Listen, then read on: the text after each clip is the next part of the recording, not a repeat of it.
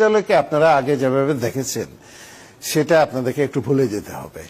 আগে যে পরীক্ষা পদ্ধতি ছিল সেই পরীক্ষা পদ্ধতি পরিবর্তন হচ্ছে।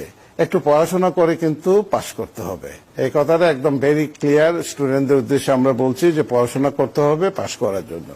সিলেবাসে চেঞ্জ আসছে এবং এই বছরই চেঞ্জটা আসবে এবং 2025-এর শেষে 26-এর মাঝামাঝি সময়ে গিয়ে জাতীয় বিশ্ববিদ্যালয়ের ডিগ্রি নিয়ে আপনি প্রাউড ফিল করতে পারবেন। জাতীয় বিশ্ববিদ্যালয়কে আমরা 2025-এ আমরা ব্র্যান্ডিং ইয়ার হিসেবে আমরা ঘোষণা দিয়েছি।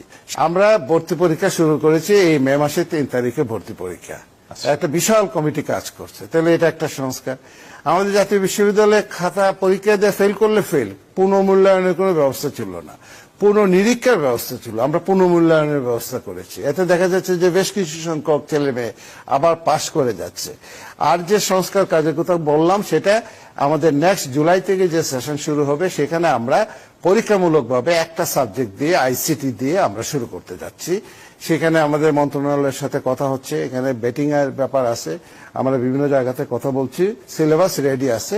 মোস্টলি আমরা কনসেন্ট্রেট করব আপনার cyber security, freelancing, cloud funding, এই জায়গাটাতে আমরা এই ওয়েব ডিজাইনিং, গ্রাফিক ডিজাইনিং, এই জায়গাটাতে আমরা এখন আইসিটি শিক্ষকরা আছেন কিনা কলেজে? হ্যাঁ, কলেজে আইসিটি শিক্ষকরা আছেন।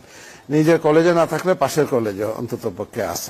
শিক্ষক যারা আছেন, যারা প্রিন্সিপাল যারা আছেন, তাদেরকেও আমরা বলছি যে অবস্থায় আগে ছিল সেই অবস্থাটা ভুলে যান। কলেজ মনিটরিং শক্ত হচ্ছে, কলেজের অডিটিং হবে, কলেজকে কলেজ হিসেবে গড়ে তুলুন।